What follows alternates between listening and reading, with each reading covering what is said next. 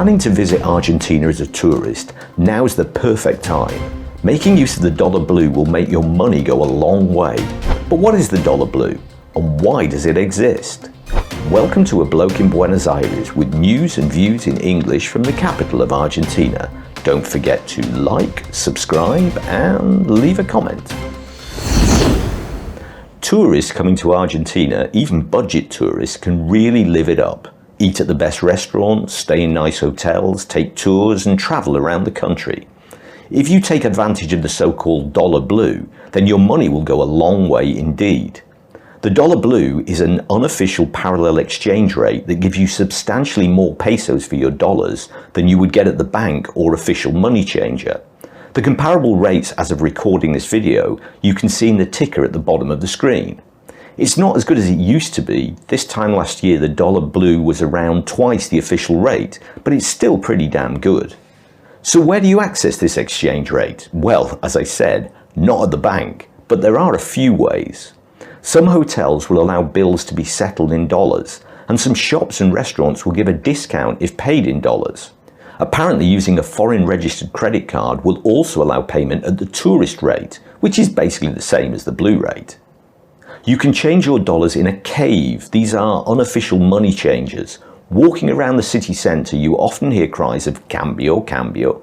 If you speak to one of these men, he will take you to a backstreet office where you can make the exchange. Obviously, how far you can trust them not to simply steal all your dollars or give you fake pesos is difficult to know. While many, I'm sure, are completely honest and reliable, buyer beware.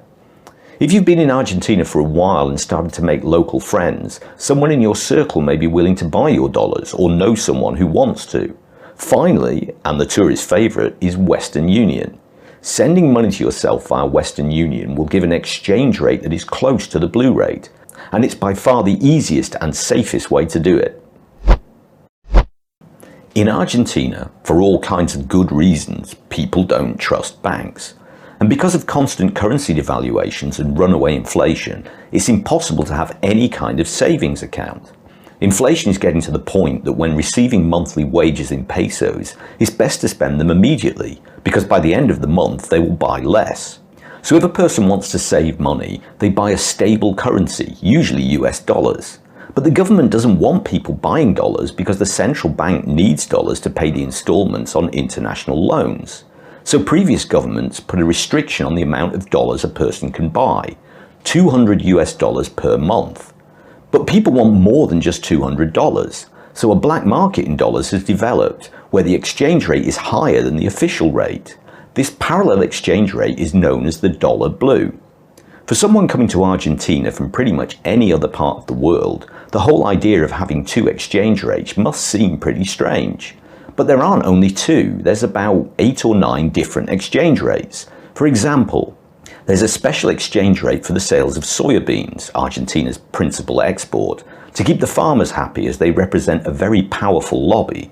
There is the bizarrely named dollar Qatar, which is the rate Argentines get when using their credit cards abroad, so called because of all the football fans who went to the World Cup in Qatar in 2022. And then there's even the dollar Coldplay for sales of entertainment tickets, first introduced when the band Coldplay came to play a series of concerts. These multiple exchange rates are the legacy of former governments' attempts to control the money supply. Obviously, having all these different rates is confusing and plays havoc with economic transactions. Milei and Caputo's goal is to unify this mess into one single exchange rate, which means pulling all the rates down to the lowest, the official rate. For a while, it seemed like Milei's plans were working. The two rates have been creeping closer and closer together, but for the last week or so, the dollar blue has set off on one of its surges again.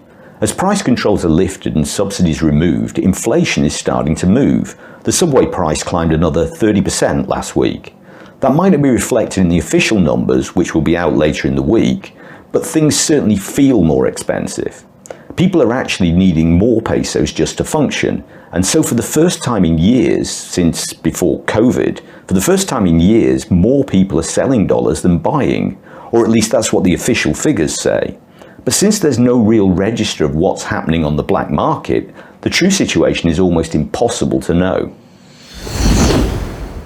Thanks for watching. If you like this latest video, please give it a like. And if you're not already subscribed but want to see more content like this, just click on the button. If you want to support the channel, you can buy me a coffee in the link below. And until next time, que tengas un buen día.